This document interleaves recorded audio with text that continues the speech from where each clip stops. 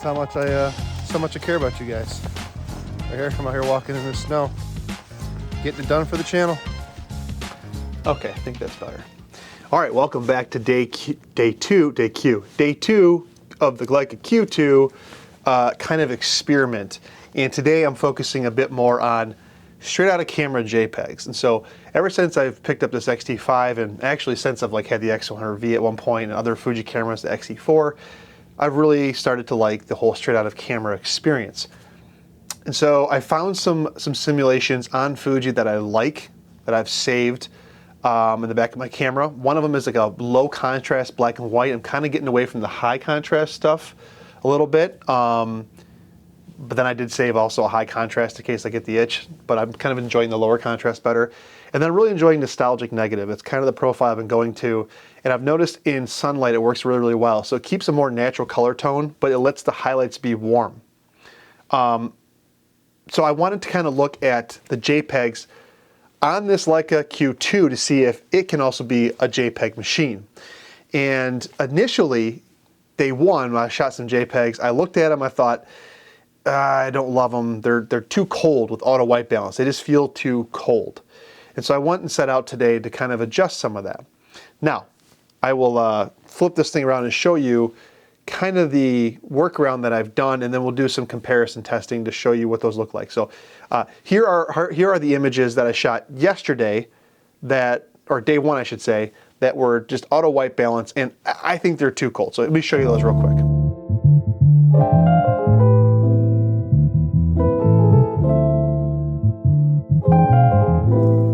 All right, so I'm behind the camera now. I'm going to show you guys what the white balance correction looks like on, or what the options are inside the Leica Q2 to change profile. So let me click menu right here, go into menu a bit more, and you'll see in here we've got film styles. Now if you see film styles, you got all your stuff like standard, vivid, natural, monochrome, whatever, but you can't go in and change them like you can for Fuji with more detail unless you go into film style settings. And then you can go in here and you can change things like contrast, highlights, shadows, and sharpness and saturation. That's it. And of course it's like that. Now inside the Fujis there's a lot more information you can change, like color chroma effect and stuff like that. But there's still some customization in firmware version 4 of Leica Q2. The other thing you want to typically change, as a big selling point of Fuji, is in the auto white balance. So let me go into the white balance settings, and if you go into here, you'll see all you have is auto, daylight, cloudy, shadow, tungsten flash, gray card, and then color temp. Now in Fuji's you can go in and say, I want auto white balance, but I want you to bias it towards warmer or greener or magenta or colder, and it'll do that for you. And here you can't do that. And so if you wanted to change the look based on the scene that you're in, you either need to pick one of these presets, or do a gray card, or you do color temp. And so what I did is I programmed this button right up top here. Hopefully this is exposing okay. Let me do this right here. So when I click this, it goes into the white balance setting, and then you can scroll over to Kelvin and then click the top again and start changing the colors that you want to kind of fix what you want. And that's what I did. All right, and so what I did is I took that type of approach and I went and shot some photos. And in sun, I got some decent results. I'll put them up right now as I'm talking to you. And I like it. It's a little more fiddly because I have to kind of click through and whatever. But I started liking some of the results. Even got kind of a filmic look. And so I kind of like it. I think I have to play with it a bit more. I did do something else too. I wanted to see what it would look like, the Fuji nostalgic negative that I like so much right now versus what I'm doing with the Leica Q2. I think this result's gonna be a little bit biased. I'll tell you why.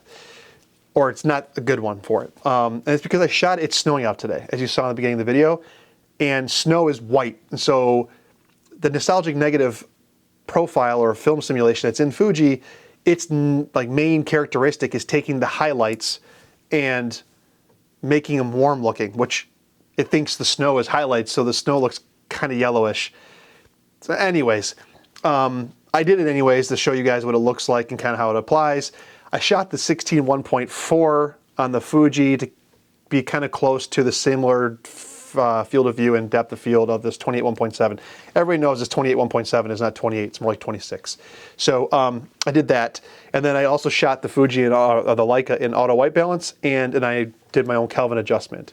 And I think the cooler tones are going to favor the snow scene. So take it with a grain of salt. I think when you get into something where there's more sunlight or daylight, you might favor some of the warmth.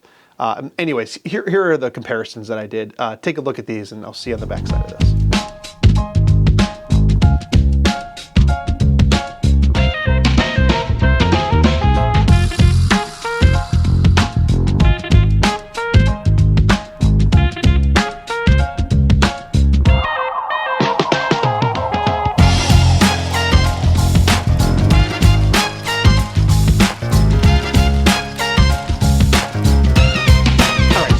Think while looking at those? Do you like what the auto white balance did? Do you like what the Kelvin adjustment did to make it a little bit warmer? Or do you like what the Fuji was doing?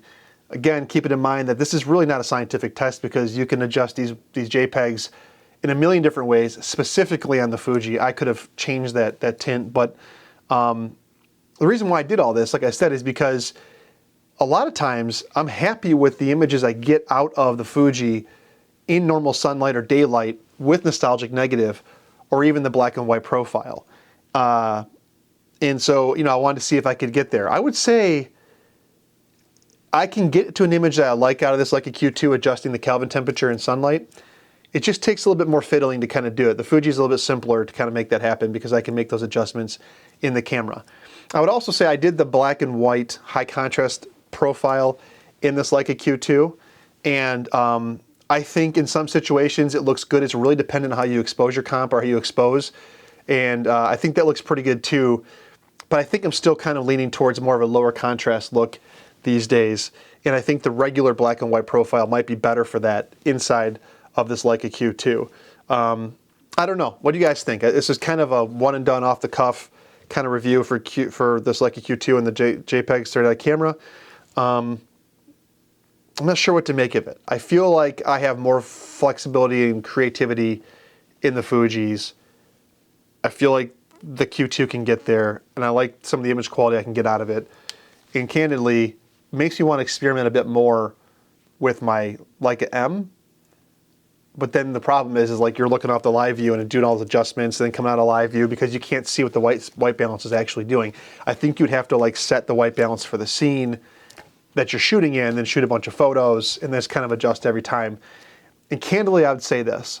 What I've learned is that whether you're shooting Fuji, Sony, Canon, Nikon, Leica, whatever, I think white balance is the most important thing for you to set, besides your obvious exposure triangle. And even if you're a RAW shooter, because if you shoot RAW, those settings get brought into your developer, whether it's Capture One or Lightroom, and it'll bring those in. So if you apply any kind of adjustments to picture one in that scene, you can just copy paste to the rest of them if you set your Kelvin exposure or your Kelvin rating. If you're letting auto white balance decide what you want to do, shot one could be at 5600 Kelvin, the next could be at 6300 Kelvin, the next could be at 4500, and it just makes the editing process kind of a nightmare. And I think white balance has the biggest effect on any camera you're using and how that kind of looks. So I would say you want to probably map one of your buttons on your camera to set white balance quickly, whether that's the button where you can kind of like hit it and then take a shot of something white and it'll adjust for that, like a gray card setting, or if you just want to do a quick command button for setting the Kelvin temperature, or to one of the scenes like cloudy or daylight or whatever, and go from there. Because I think white balance, as I'm doing this more and more, is probably, like I said, one of the most important things you can do. So that's it. That's the vlog for day 2. I'm going to carry this a bit more this weekend. And I think tomorrow I might look at kind of its compactness versus something let's say the Fuji and the options it has. So I'll see you tomorrow, barring any kind of like something that happens where I can't record a video and edit it and put it out the same day. Thanks for watching. Appreciate it. See you in the next one.